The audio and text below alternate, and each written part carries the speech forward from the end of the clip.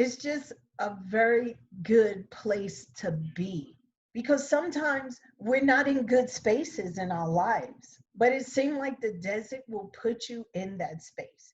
It will give you time to reflect on you. It's like you're in a man. You have to dig deep and say, okay, what's going on around me? You can actually put it all out there and just be comfortable with you. And once you get comfortable, then you just say, okay, I'm here now. I'm in a better place now. Hi, and welcome to the Desert Lady Diaries podcast, 30-minute conversations with women who have found their home in the Mojave Desert. I'm Dawn Davis, and this is episode 135. There's more information about the podcast at the website, desertladydiaries.com. And to engage with guests, listeners, or me, follow and like Desert Lady Diaries on Instagram and Facebook. Also, please stay tuned to the end of the episode. I have some sad information to share about a recent loss in our Joshua Tree community, someone who was on the podcast in January of 2019. I need to tell you about a loss that our community recently suffered, and it is someone who was on the podcast in January of 2019.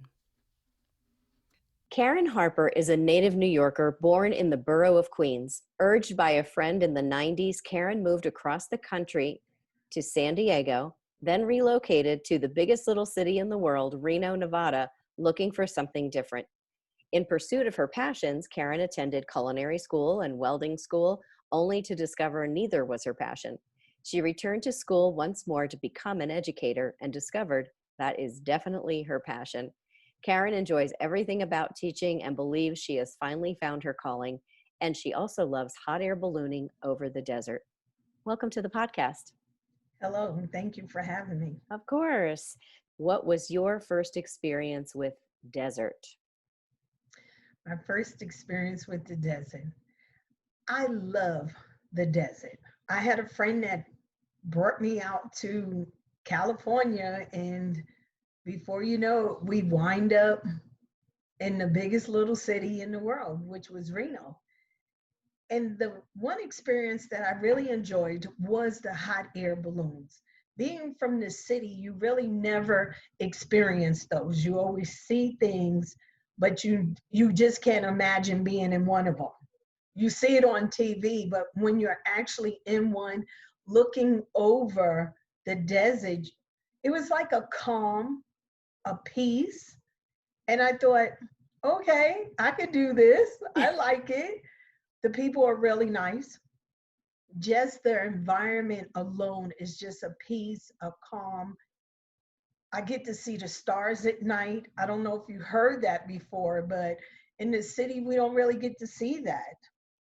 But No. to actually see stars, the desert animals, I couldn't believe a coyote running by.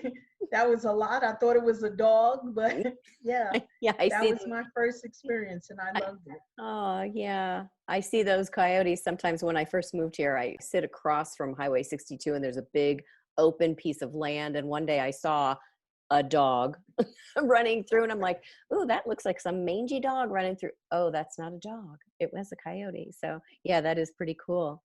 So you left Queens in the 90s, and then you went to San Diego. Yes. Visit Reno, and then you end up living in Reno. Is that right?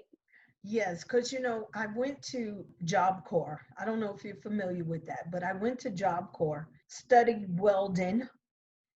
And I thought, oh, okay, that's a little tedious for me. And then I went into culinary arts. And culinary arts was really fun because you was able to eat, taste it, eat as much as you like, taste. I learned how to cook because I never knew how to cook. I used to watch my mom, not really. I just used to see her do things, but I thought, oh, I don't want to do that. But when I went to Reno and decided to join Job Corps, that was the best thing for me. I learned how to cook. I have a certificate. I graduated. I have a degree in culinary arts. And I thought, wow, I can go, you can actually have a future in culinary arts. I wind up working in the Nugget. It's a casino, and it was a small one. So I started working there. And then from there, I said, I can go anywhere because I thought I was this fantastic chef, but it didn't work out like that. I wind up working in institutional cooking. I went into the skilled nursing facilities. I started working there. And I thought, okay, I like this better because the pace was a little slower and the menu wasn't as tedious as working in a casino. My experience is very limited in food service, and it was never behind, it was always serving. But my experience has been no matter what kind of restaurant you're in, the head chef are typically not very nice people. Was Well, that that's your not, experience? no, ma'am, not No. at all. You know, you hear so many of those rumors, but some of them are, they're just very passionate about what they do and how they put their food out and the presentation. That's all it is. Once you get to know them, it's smooth sailing. Like they talk about, and I hate to say that, but they talk about the French, the frogs, but those guys, they're really nice too. I Mm. haven't met a chef that I didn't want to work with, especially coming out of school, because they tell you you're a blank canvas and just open your mind and they'll tell you what to do. And if you follow what they tell you what to do, you'll have no complaints. You'll wind up moving up, becoming a sous chef, becoming a pastry chef. You know, you just keep going up the ladder, but it depends on you if you open your mind. I haven't Gotcha. had no bad experience with a chef. No bad experience. None. None. Well, that's good. You're proving me wrong. You mentioned Job Corps, and I am familiar with it, but for someone who's listening who may not be, would you just describe it a little bit about what exactly that is? Yes, I think Job Corps is a skill vocation where they have over 20 vocations that you can pick from. Wow. You could pick culinary art, you could pick business administration, you could pick welding, business. They have so many vogues. I think that was the best experience of my life going to Job Corps, especially for a youth that Mm-hmm. don't like school. You can join Job Corps. Matter of fact, they pay you to go to school. You get a clothing allowance. I'm not really sure now if they're still doing that or not, but you get a clothing allowance. If you do really good in school, you could be on the honor dorm. And yes, I was in that honor dorm where I only had to share. It was only 4 rooms in that hall, and it was just perfect because it was just me and another roommate in there instead of being in population of the dorms. But I think that's a wonderful experience for anybody to join Job Corps. Yeah. It's free. They help you with your taxes. Once you join them, dental work, medical, you get it all as a youth. And you can stay in Job Corps until you're 23. You can go to college and still be living in Job Corps. Just the benefits of education. I Yeah. would recommend that. There was when I was living in downtown LA, I'm pretty sure they have a branch of this down there, because as you were talking more about it, I was remembering the thing about the clothing allowance and the medical benefits and all that stuff. So it really is. And especially if you're a young person who's like, I'm not really sure what direction I want to go in. I haven't really had any life experience to make that kind of decision and goal right now. It sounds like a great option. And so many people are moved toward college. Well, that's great, but we still need bakers and plumbers and welders. We still need people with vocational training and aspirations. So was the welding before the cooking, or was the cooking before the welding? The welding was before the cooking. Oh, okay. You How know, when how long were you doing that? I did welding, I want to say for about a year. Oh, wow. And I learned how to arc weld. And I kept saying, you know, I want to be an underwater welder. Because once you become a welder, they start telling you how you could branch out in welding, what you could accomplish as a welder. And the military needs welders. You know, this is what they tell you, this the language. So I thought, okay, let's try it. But I found out that's not something I really wanted to do. It wasn't a passion of mine. So I decided, okay, I did this for a year. I was getting burned, you know, welding burns. You get welding burns, and then you got to go to the doctors to find out if they're cancerous, things like that. So it's very challenging in welding. So I thought, I'm a young lady, I'm going to move on from there. And see, that's what I'm saying about Job Corps. You can pick up another vocation. So I decided I'm going to try culinary arts. And once you get into culinary arts, you become a hostess, a waitress. This is all part of the whole package. They give you the whole experience of the restaurant. Really, it sounds Yes, like. Yeah. that's Wow. what it, yeah. Well, if you ever get the urge to weld again, there's a couple of ladies up here, and one of them I've actually had on the podcast, Cynthia Phillips. She does hot steel welding, and she actually does some like workshops. So if you ever got the urge to be like, oh, maybe I'll do that again, you can get in touch with her. Maybe I'll swing by. Yeah, exactly. I'll let you know what podcast number she is. You can listen to her talk about her experience as a female welder too. Wow, thank you. Yeah, sure. So you're in Reno. Was 29 Palms your next stop? You know, funny you say that. It really wasn't. Oh, 29 Palms wasn't even in the picture. oh, My sister lives in 29 Palms, and she owned her own business, a cleaning business. So on the weekends, I would drive down to help her do some cleaning. And I thought, I'm not doing this no more. Every time I would come, she would ask me to visit her, and I thought she wanted to see me, but she wanted me to help her clean. it's tricky. Right. So she says, come on down. So I came down one day and just walked around 29 Palms. I'm just walking around, checking out the neighborhood and things. And I thought, okay, this is a good opportunity. I'm all about business. And I thought this is really a good opportunity for me.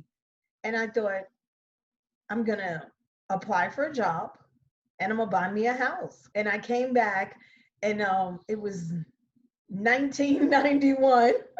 I came back out here and I did exactly that. I applied for a job as a cook and I met a wonderful lady. She is no longer with us, but she was the first one that introduced me to my first property and I bought it. And I Wow. own 3 properties now in 29 Palms. Good for you. Oh my goodness. You're Thank like a you. land baron in 29 Palms. That is excellent. So now are you still working that cooking job? You've moved on, no? Because then you I, went back to school. Did you go back to school here for your education? yes, To be ma'am. an educator? Okay. Yes, I relocated to 29 Palms. I stayed at the cooking job for 7 years. And in the process of that, I was going to school because I was no longer a cook. Now I was a diet tech. I decided, yes. But once you get into the cooking field, it's so much you can do. It's just so much. So I decided, okay, I want to do something different. And I became a diet tech. I was an assistant dietitian. I worked under a dietitian. So we was called diet techs. Mm-hmm. And I just went to school and finished that and went back into that field. I thought, okay, I want something else now. I Mm-hmm. wanted a whole lot more. I did.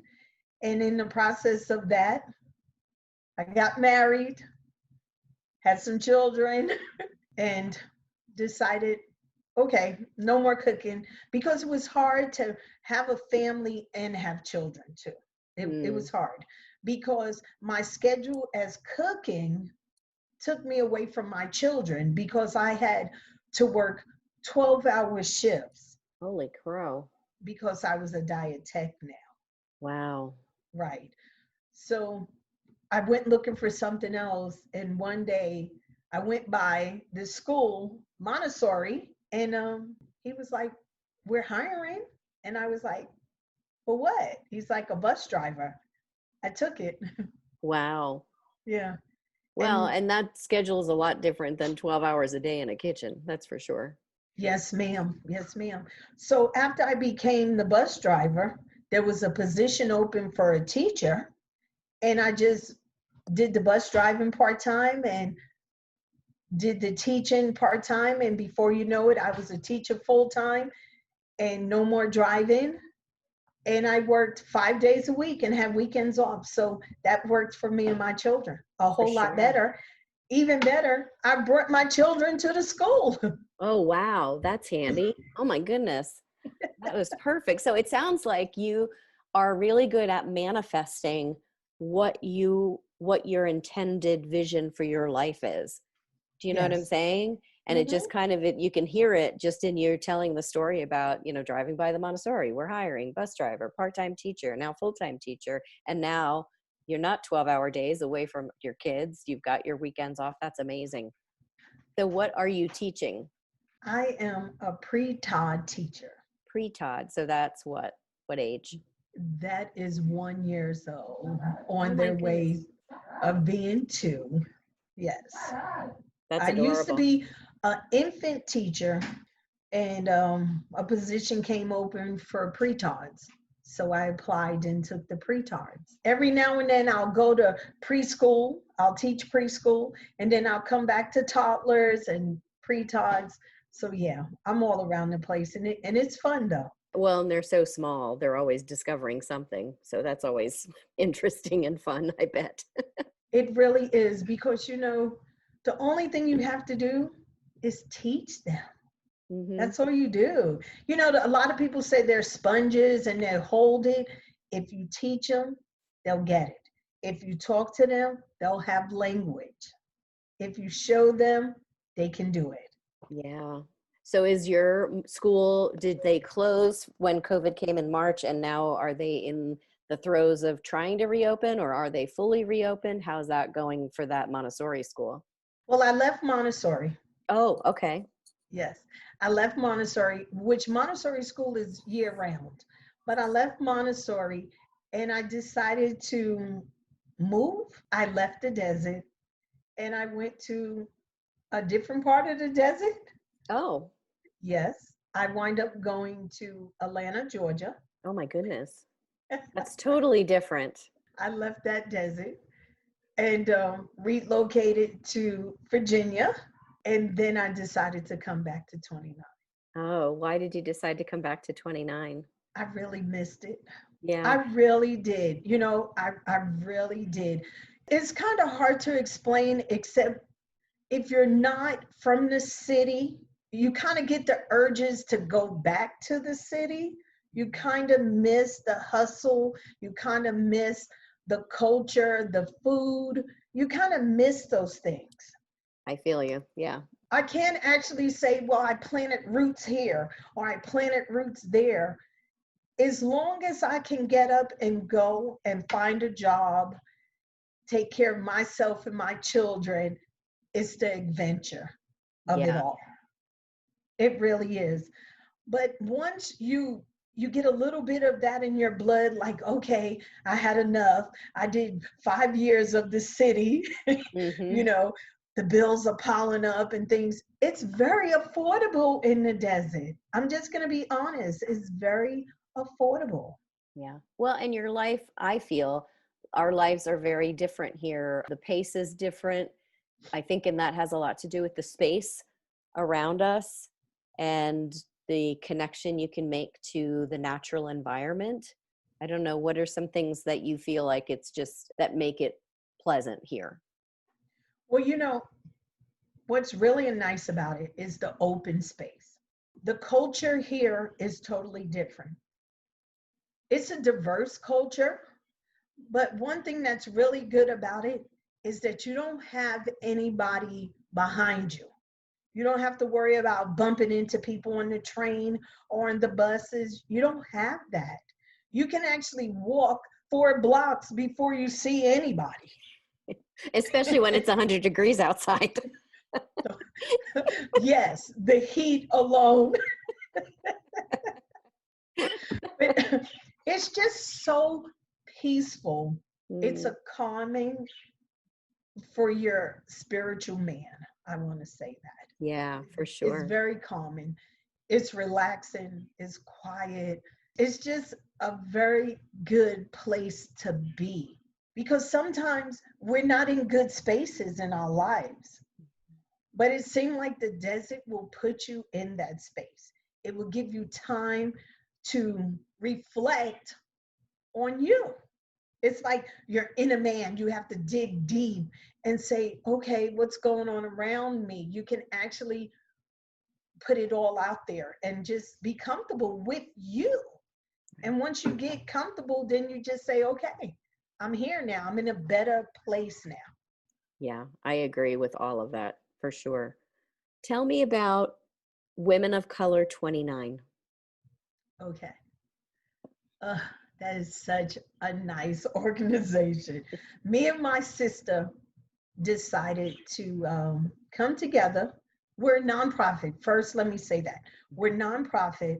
Women of Color Global. That means any color, any nationality can come and be part of us. What we do is we empower women. We give the women the encouragement to go out, go back to school. We encourage them to open businesses. We give them the strength that they need that other people don't give them. Women of Color is the organization. We don't talk about your family life. We don't talk about your children. We don't talk about business. We only talk about you as a person. What is bothering you? What can we help you with? Mentally, physically, socially. That's housing. We talk about housing. We talk about finance, but it's only about the woman of what you can accomplish. What inspired you both to start this organization? You know, we have women that will come up to us and say, you know, I'm looking for a job. I don't have no money for food. Mm. My kids are acting out. I'm homeless. We just have women that just talk to us, women that are basically like tore down. Yeah. So that's why we started it, because we can get together one time in 3 months. We get together and we sit and we talk. You can cry. You could be silence in the meeting. Mm-hmm. You could run around. You could be who you want to be in the meeting. Mm-hmm. That's what we thought about, because to see a woman that is 25 that can't write cursive, a woman that is 25 that have 2 children and have no food, or living in her car, or have medical issues and don't know how to get the medical issues. And we're talking face to face, and she's crying, and she has family, but she can't get the help she needs. We're only a resource. That's all we do. We're only a resource outlet. Me and my sister decided enough's enough. Enough's enough, 29. We need some help. We need an organization for women to come together to say, hey, I'm over here. I'm Black. I can't get that job because I'm Black. I can't get that job because I'm Asian. I can't get that job because I'm Native American. But yes, you can, because we give you the tools. We offer business one-on-one. We offer job placements as far as how to conduct an interview, a one-on-one interview, the do's and the don'ts, what to wear, what not to wear, what to say, what not to say. And yes, Women of Color 29 Global are successful because they do come back and they say, we got that job. We got that housing. We have education for our children. We sent them over here because we offer tutoring. We have women that's in our organization that are teachers that can tutor you. We have women, like you said, welding, Yeah. doctors, nurses. You know, we talk about mental health. We have nurses that talk about mental health. We have seminars where you can come to one of our seminars and they talk about mental health. We can give you resources of where to go to the food pantries. We give you resources. Matter of fact, one of us women are cooking dinner. Come on over. That's what we do. That's fantastic. Are you, That's what women of color do. I'm glad to hear that. And can you only be found on Facebook or do you have a website? We're only on Facebook, You're only on but you Facebook. can Okay. also find us at Janine's Beauty Supply. Please tell me about Janine's Beauty Supply. You have a perfect segue right there. Janine's Beauty Supply, me and my sister owns that. We named it after our niece, which is in the Navy. Yay! Oh, Yes. So she's in the Navy, so we named it after her. Now, Janine's Beauty Supply is like a barbershop for men. You I was just going to come say in. that. It sounds like a barber shop with all this community that you're doing. Do you know? Yeah, yeah. Sorry. Go ahead. Yes. And we do. All our community networking is right out of Janine's Beauty Supply.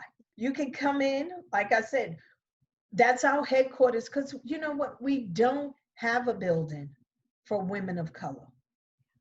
We do everything out of Janine's Beauty Supply. And in the back is a parking lot, and we do things in the parking lot. Mm-hmm. You know, we had our Black History back there. We had Juneteenth back there. We had some protests. We had Cinco de Mayo. You know, It we had sounds like a really nice gathering place where people can come, they're welcome, but then they can also kind of come on the side and say, you know, this is really great, but I'm struggling with something. Can I talk to you about it? And it sounds like they will find someone there who can help them with whatever it is that they're needing help with. And that's just what it is. We do pop-ups. You can come to us and say, you know what, I'm short on my rent. Can you give me some ideas of how I can pay my rent? Sure. Bring your stuff on down to the parking lot of Janine's Beauty Supply. Do a pop-up. Do a fundraiser. Do a car wash. Have a bake sale. That's the only space that we can offer to help. We don't have monetary. We don't have that. Mm-hmm. But we do have resources to help you to accomplish what you need to accomplish. Thank you for doing that. And thank your sister. It's Carrie is your sister, Yes, right? ma'am. Yeah. Are you twins or just sisters? Just sisters. Just sisters. I wasn't sure. I wanted to ask because you seem like when I was there for Juneteenth, you seem to like kind of be together. So sometimes twins are like that. But I don't have a sister, so I don't know what that sister thing is like. But I hear it can be pretty intense. You know what? It really is. I love my sister. I truly do. There is 6 of us, but my sister Carrie, we are very close. I will follow her and she will follow me. That's who we are. Yeah. Are the rest Yes. of your siblings still in New York or have they moved to other places too? Well, I have a sister and brother in New York. I have one in the South. Well, yes, I have one in the South, and I have another brother in the South, Okay. and me and Carrie's here.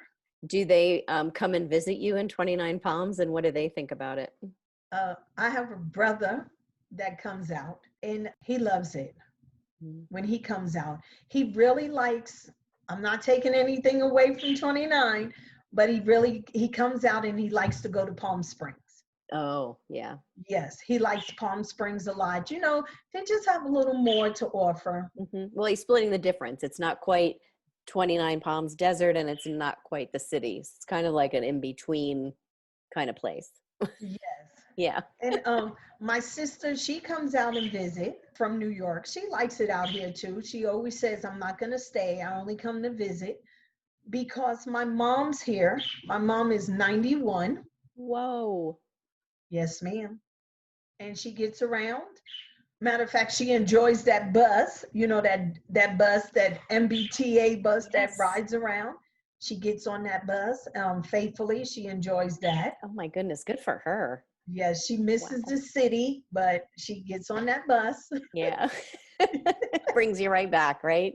Right. Yeah. Oh my gosh. Well, I love that you and your sister have created that community there out of your business. It's so, I don't know, it's so neighborly. I guess is the best word to describe it. And it's really the best of being neighborly, of being in a place where you can go and get help with any series of things. So Mhm. thank you both for doing that. When is Janine's Beauty Supply normally open? We are open right now due to the pandemic. Okay. We're open from 11, Monday through Friday, 11 to 6:30. Okay. And then Saturdays, which I only work on Saturdays, is from 10 to 5:30. 10 to 5:30. Okay, And great. we are closed on Sundays. Okay. Yes. All right. Well, I am so glad we caught up with each other and had this time to talk. And before I let you go, though, I'm going to pick out 2 chips with 4 questions on it. And the answers to those questions will only be available to Patreon supporters of the podcast. I've been dumping them out because I think some of them are weighted and I seem to be picking the same ones all the time.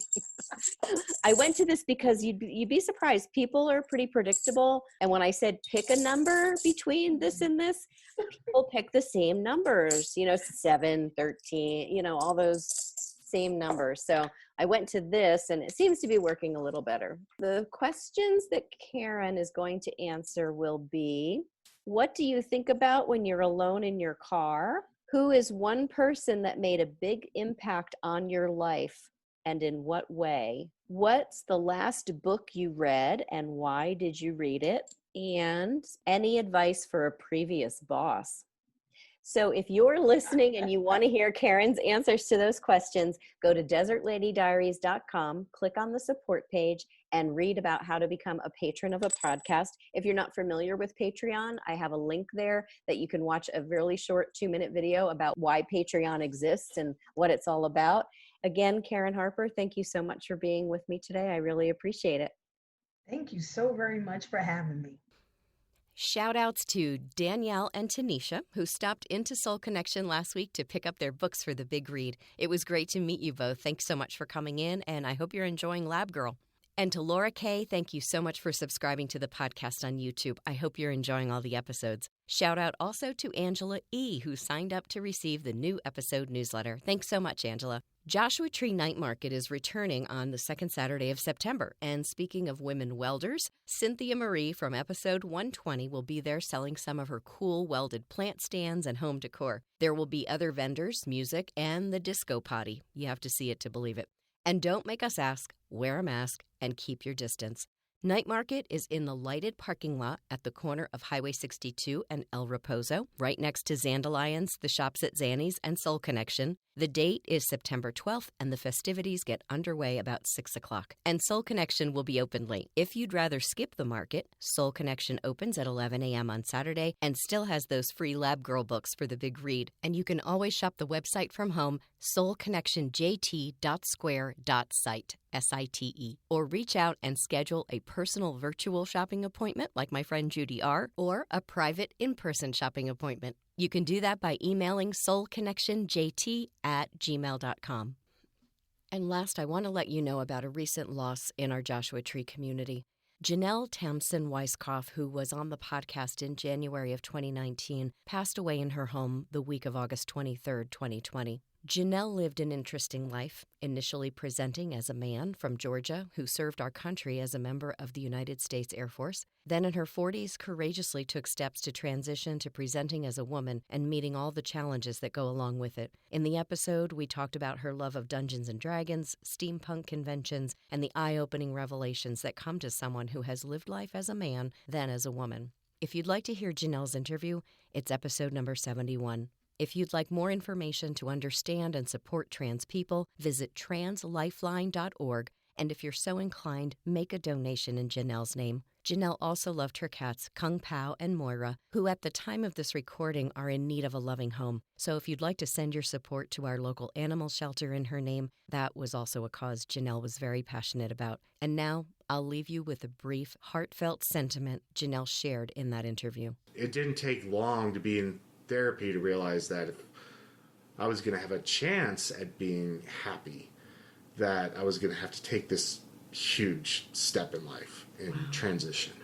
I hope people enjoy what I had to say and maybe gain some insight into my story and how we're all people. Yeah. And that's what it all just boils down to.